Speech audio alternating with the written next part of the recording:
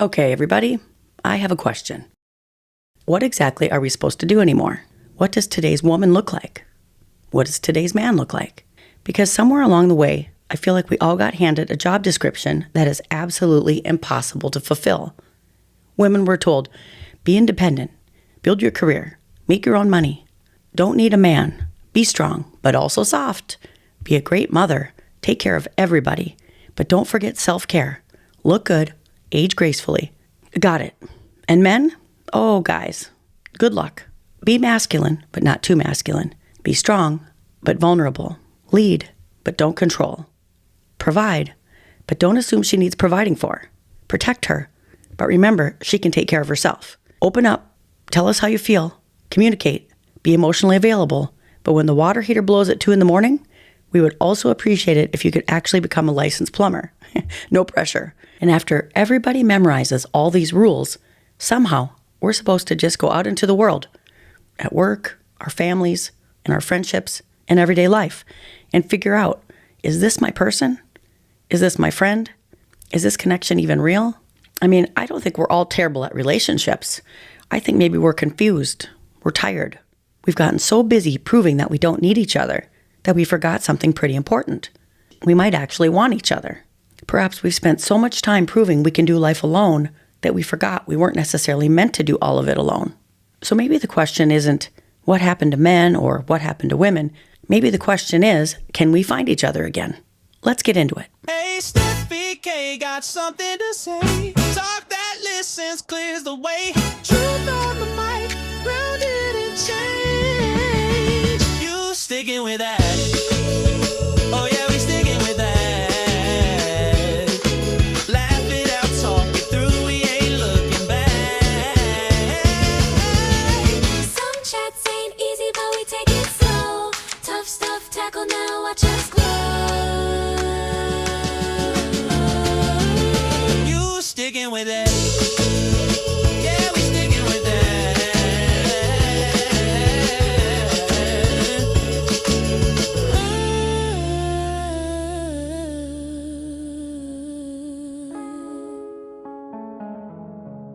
Welcome back to You Sticking With That? I'm Stephie Kay.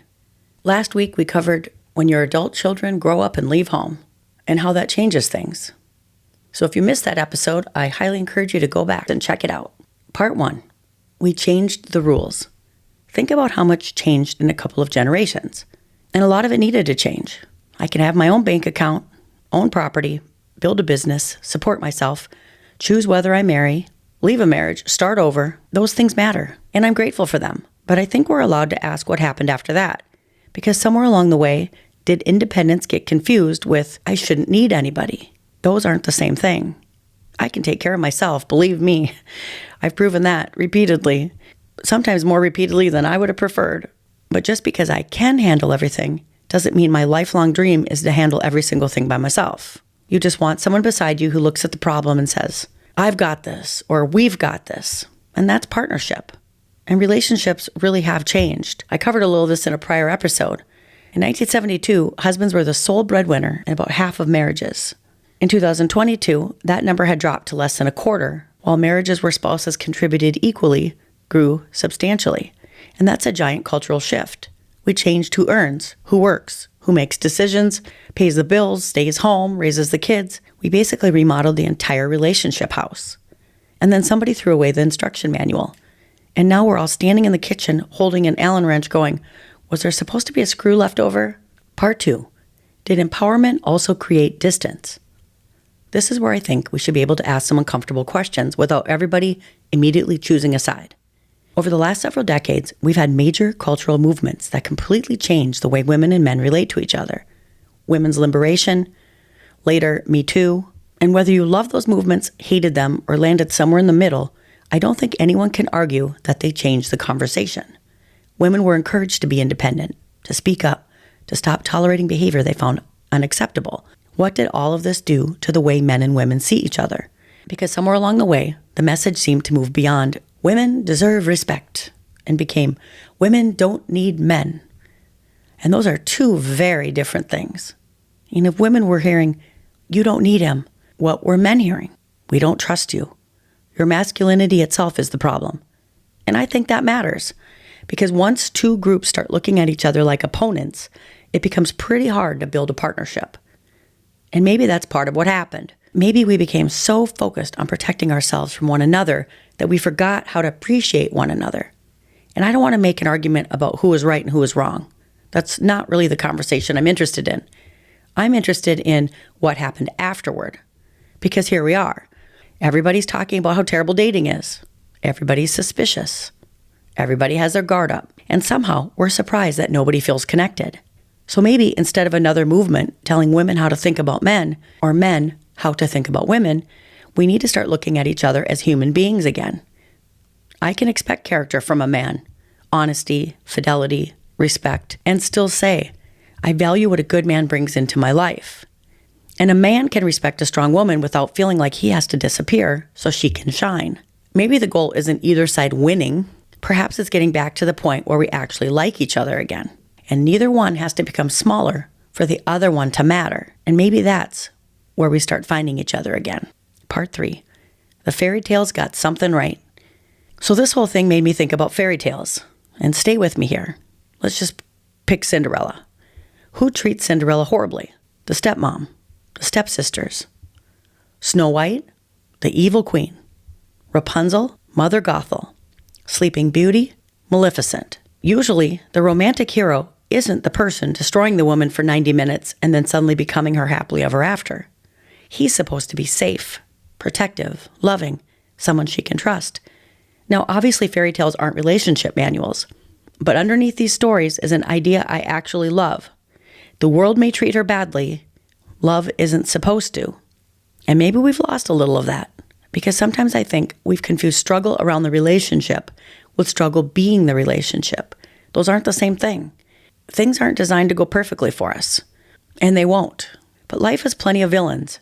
Your partner doesn't need to audition for the position. And maybe that's why we've always been drawn toward each other. Not because women aren't incapable without men, or vice versa, because life gets hard, and it's nice to look over and see somebody standing there with you. Part 4. Enter the lizard. Because apparently the universe decided this episode needed a visual aid. So I don't live on the bottom floor, which is great because very seldom do I get unexpected visitors on my floor. But yesterday I opened the door and there was one there to greet me, decided to just walk in my apartment with me, basically, and then hide in the corner. Well, here's the problem. He doesn't pay rent, and in no universe is he going to be staying with me. So I thought he has to go, but I didn't want to kill him. So now I thought, you know what? I have 2 missions. Get him out, keep him alive. And there's nobody there with me. And at first, I didn't even have my phone. My phone was in my car because I just ran up to get one more thing. But even so, who would I have called, is what I thought. So I immediately think I need reinforcements here. But if I leave, he's going to move and I won't be able to find him. So I found a flashlight and he was in the corner behind the door opening. And I put a flashlight on him thinking he'll be blinded by the light. I went across the hall and member Sal, who had the just married sign, he does have a real wife. I met her. Her name's Natalie. So she was home and she says, oh no, absolutely not. I don't want anything to do with that. She said, but here's a cardboard box, the bottom of a cardboard box and a plastic produce bowl. You can have that to try to catch him. Great. So I come back over and I'm assessing and I'm ripping up the box a little bit so that I had a good base, hoping he would just casually climb on top of it so I could cover him and it would all be over. But none of that happened. So I had to go to the front desk. There's an office here. And I went down there and met Brandon. They had a new guy. And I told him my story and he said, well, let me check with maintenance. So he checks with maintenance. They don't do lizard removal for apartment. I'm like, cool. And then he was telling me, living in Florida, he's come across this many times and he's, removed many lizards from his house over the years. And I'm like, great. Can you come with me right now and take care of it? He's like, no, I can't leave my desk. And I'm thinking, there's 2 of you sitting here in the lobby and nobody's doing anything. I'm the only one in here. I would certainly think one of you could leave for 10 minutes. But that was just my thought. But anyway, okay, Brandon, you're absolutely no help. So I went back up myself and I thought, well, you got 2 choices. You can leave for the day until Sal got back from work and maybe he could help. But by then, who knows where it would be. And it was a baby lizard. So it was more cute than anything. I just didn't want to deal with it. So anyway, I got back And the one good thing Brandon did do is he suggested I get a broom and try to sweep him out. I tried to explain he's on the back side of the door, so that's not going to work. But in the end, the broom did knock him down. There was somehow enough of a space between the bottom of my door and the floor so that then I could move the door, and I did push him gently, or not so gently, out my front door, and he's living happily ever after somewhere else. And I'm telling you, for about 10 minutes, I was unstoppable. I saved the lizard, I saved myself, I saved the apartment, and I was basically a superhero with a broom. And then I thought, of course I could do it. I did do it, but it would have been nice to have somebody there. Part 6. Were the old days better or just quieter? People stay married then. Families stayed together. People had values. And sure, there's some truth there. But let's not turn the past into something it wasn't. People cheated then. They lied. They had children outside of marriage. Family secrets. They just didn't talk about them. There was even that old phrase, love child. Something happened, and then everybody collectively decided, we are never speaking of this again. Well, DNA did not get that memo. Because now you spit in a tube, and 3 weeks later, your phone basically says, good morning, here's a sibling. And I know that one personally. And that's not a Netflix plot. That's my actual family. Things people once thought could remain hidden forever aren't necessarily hidden anymore. A secret from 50 years ago can suddenly become, you have close DNA match. Well, good morning to you too. So maybe families back then didn't have fewer problems. Maybe they had more private problems.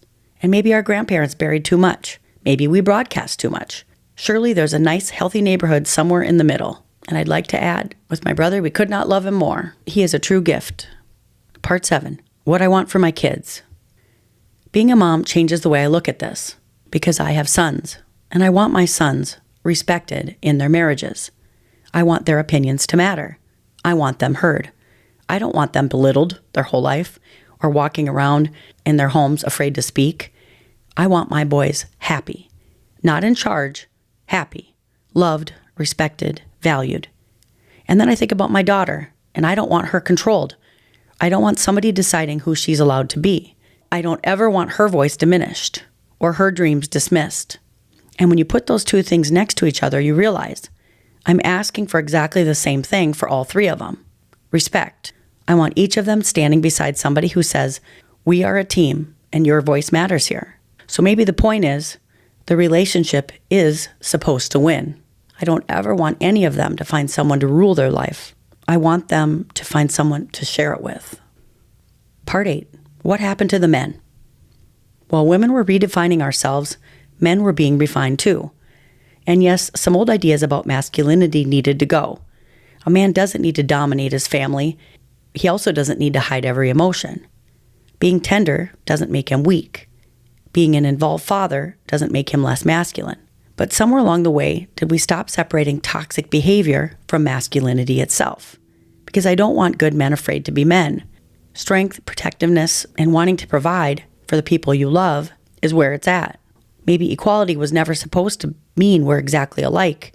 It just means we're equally valuable. And there's a difference. Part 9. And women are pretty amazing too. Our bodies literally have the ability to bring another human being into the world. Just think about that for a second. Whether a woman ever becomes a mother has absolutely nothing to do with her value. But the female body itself is astonishing. When you realize that God actually picked us as portals for souls, it's kind of like, it just puts things on a whole nother level, doesn't it? And sometimes I wonder whether we've been so focused on proving what women can accomplish that we forgot to stand in awe of what women already are. Strong, creative, nurturing, intelligent, resilient. Maybe we need to get back to looking at each other and thinking, you're pretty amazing, instead of, let me explain why I'm better. Part 10. The Proverbs 31 woman is buying real estate. Okay, tiny Bible detour here. Stay with me. Everybody talks about the Proverbs 31 woman, and sometimes people make her sound exhausting. She's apparently awake at 4 a.m., baking bread, raising perfect children, volunteering, working out, never losing her temper, and somehow her pillows always match. I don't know her, but actually you should read Proverbs 31. She's described as having strength and dignity. This woman is not sitting in a corner waiting for permission to buy yarn. And here's something we skip over. Her husband trusts her, and he praises her. That sounds a whole lot like partnership. So whenever somebody says, I want a Proverbs 31 woman, part of me wants to say, okay, can you handle one? She's got opinions. She's making decisions and running things. Can you admire that? Can you praise her instead of feeling threatened by her? And ladies, same thing. If we say we want a strong, good man, can we respect him when we get one? Can we appreciate what he brings? Can we accept help without believing it somehow makes us weaker? Maybe great relationships aren't two people constantly proving who has the power. Maybe it's, look what you bring. Look what I bring. Now look what we can build together. Part 11. And then there's Solomon. And since we're already in the Bible, can we discuss Solomon? Because if anybody believes more romantic options equal more happiness, Solomon might be exhibit A against that theory. According to 1 Kings, Solomon had 700 wives and 300 concubines. 1,000 women. Ladies, imagine remembering 1,000 anniversaries. Actually, gentlemen, imagine forgetting 1,000 anniversaries. You're not coming back from that. And ultimately, those relationships pulled Solomon's heart away from God. But doesn't part of that sound strangely modern? Not the 700 wives, at least I hope not. I'm talking about the constant idea. Maybe there's somebody better. Maybe another option. Maybe somebody prettier is 3 swipes away. Or funnier, richer, younger, taller, more exciting. At what point does having endless choices make it harder to actually choose? Part 12, plot twist. We want the same stuff. For all the videos telling us men and women are completely different species, listen to what most people actually want. We want someone trustworthy, someone who shows up, someone who doesn't play games, someone who tells the truth, someone who chooses us, somebody who laughs, somebody who can apologize, somebody who doesn't disappear the second life gets uncomfortable. We want affection, friendship, intimacy, safety, respect. We want to matter to someone. I don't want to be somebody's whole life. I want to share a life. There's a difference. Part 13. I don't need rescuing. I'm just tired. I've learned how to take care of myself. Pick myself back up, make decisions, solve all the problems, build a life, start over. And I'm proud of that. But I'm tired. I'm not tired of life, not tired of trying. I'm tired of the idea that wanting somebody beside me somehow means I haven't become strong enough on my own. I have. That's exactly why I know what I'm asking for now. I want a partner, a teammate, somebody I can be soft with. And I want him to know he can be soft with me too.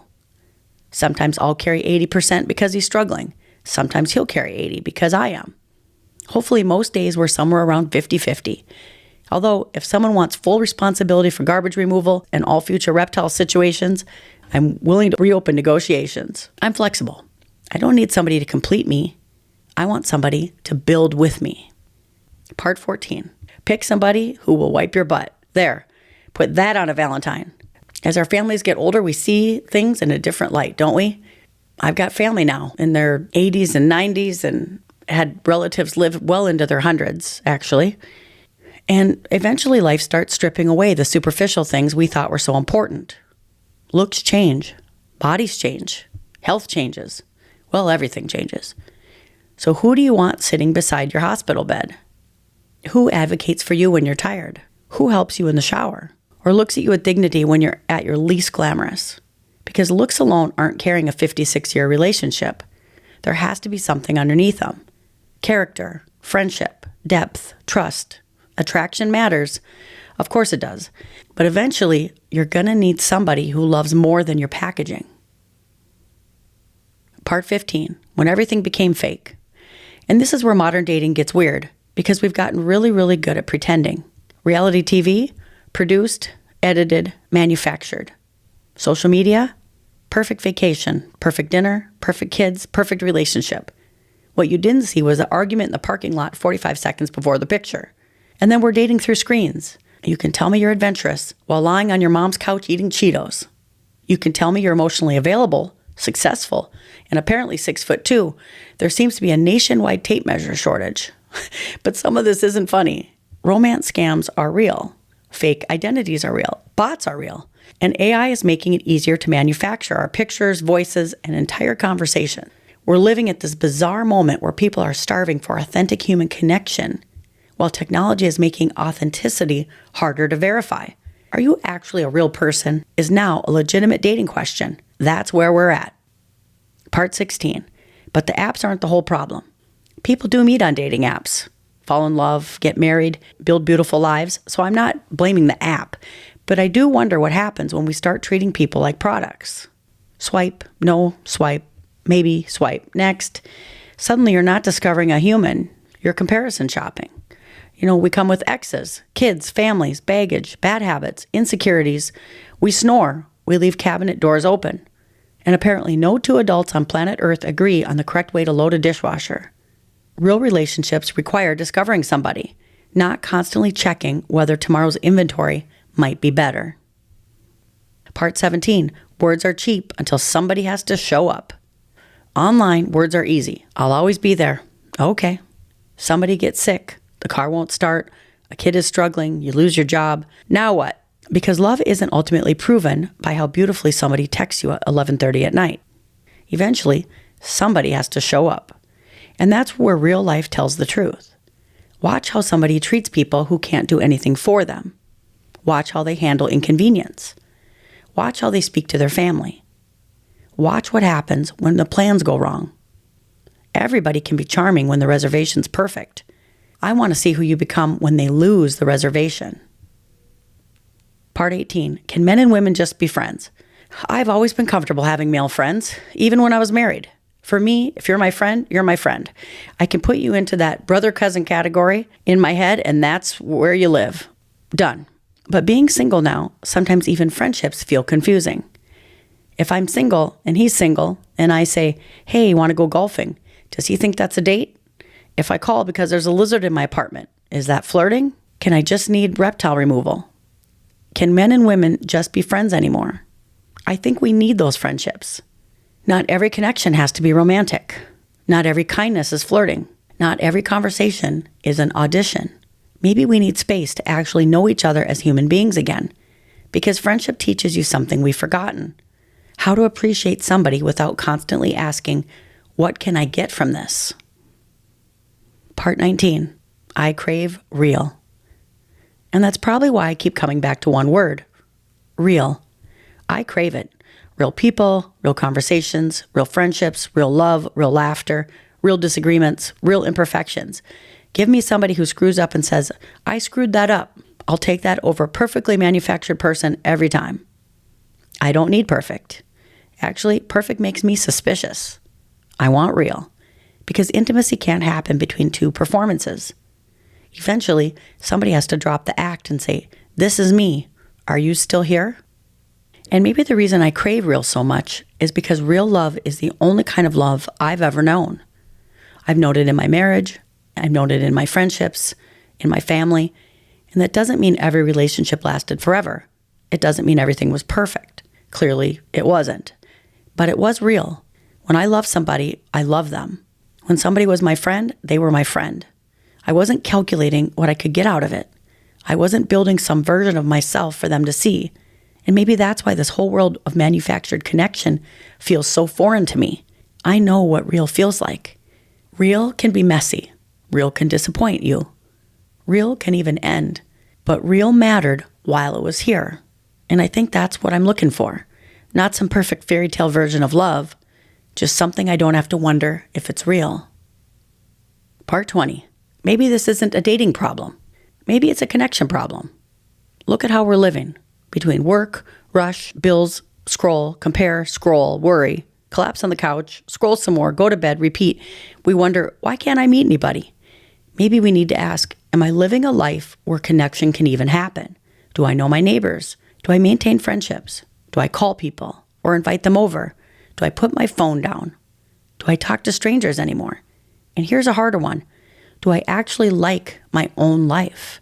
Because if I hate my life, another person is going to be handed a job they can never successfully perform. Fix it. That's too much to put on anybody. A relationship should add to your life. It shouldn't be life support for one. Part 21. Show me the real couples. Show me the couples who've been through HE double hockey sticks and they still like each other. Those are my influencers. Give me my aunt and uncle, Pat and Paul. They've been married over 60 years. Still arguing about the thermostat. They raised 4 beautiful boys, buried their parents. You think of all the stuff you go through in a life. Jobs, money issues, you make mistakes, you disappoint each other, you change, you age, and you still, after all that time, one of them walks in the kitchen and the other one's face lights up.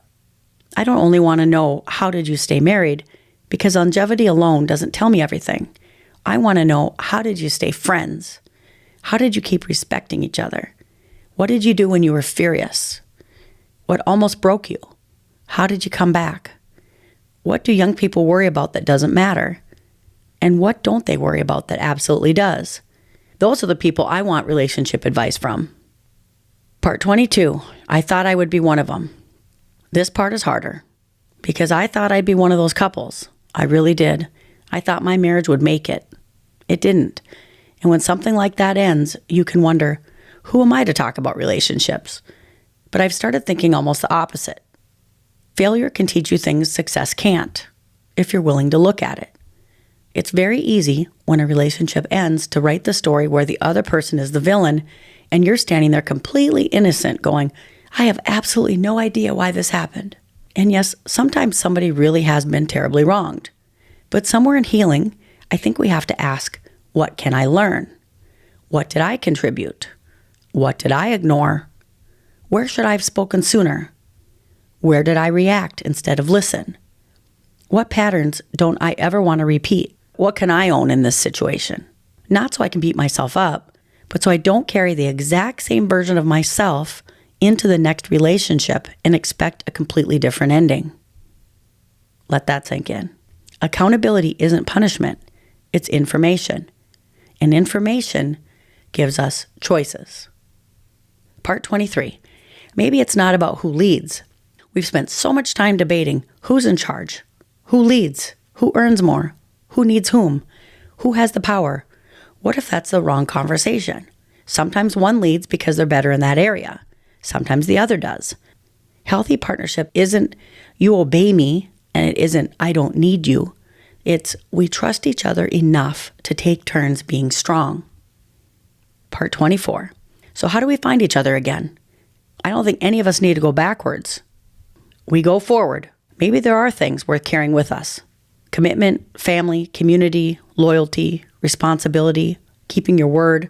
Maybe dinner at the table needs to be brought back. Know your neighbors. Phones somewhere other than attached to your hand.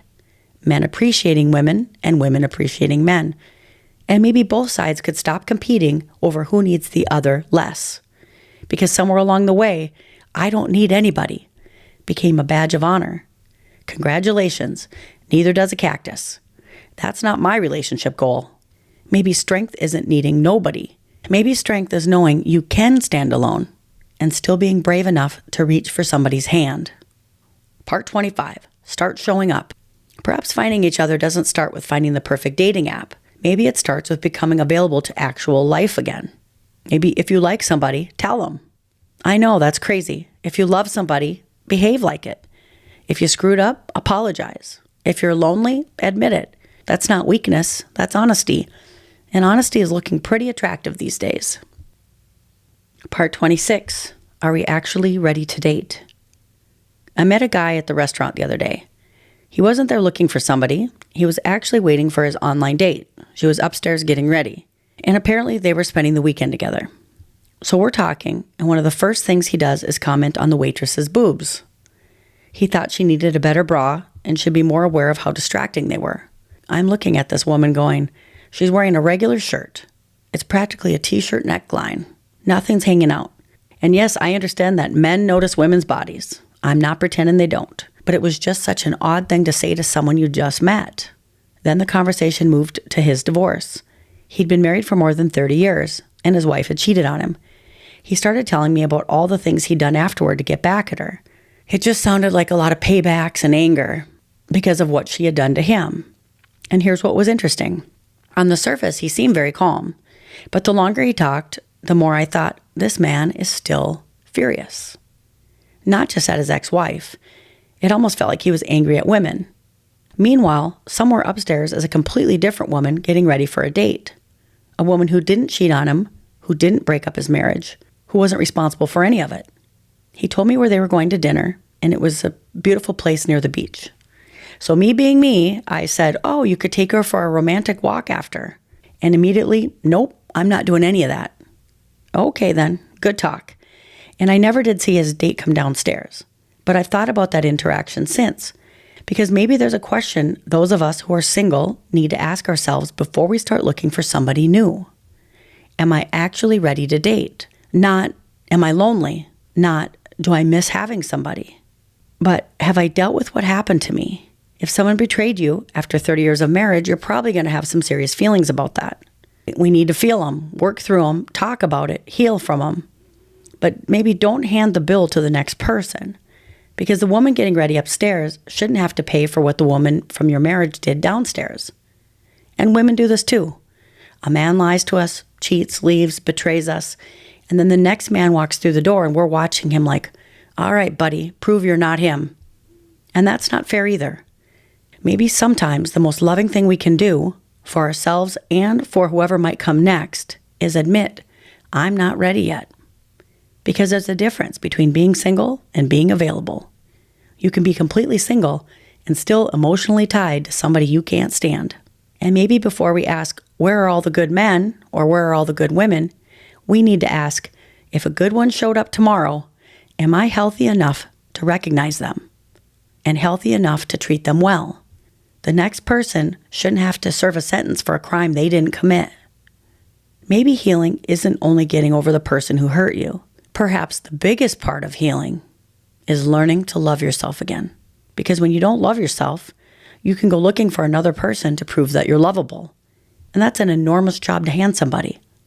I think we have to get to a place where we can say, I like who I am, I respect who I am, and I don't need another person to convince me I have value. Then something changes. You're not dating because you desperately need somebody to choose you. You're deciding who you choose.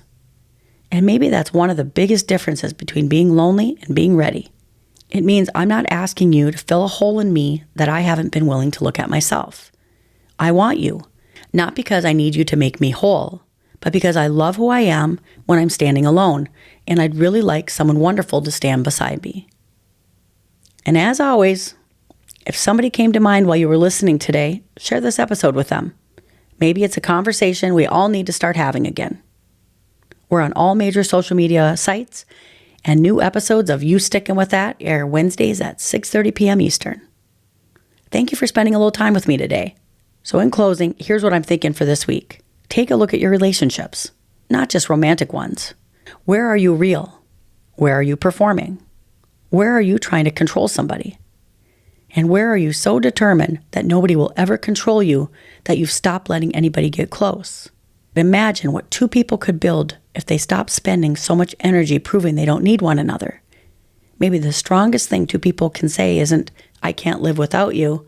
Maybe it's, I can live without you, but I choose you, I respect you, you matter here, and I really love this life we're building together. And maybe that's how we start finding each other again. I love you guys, and I am sticking with that. We'll see you Wednesday.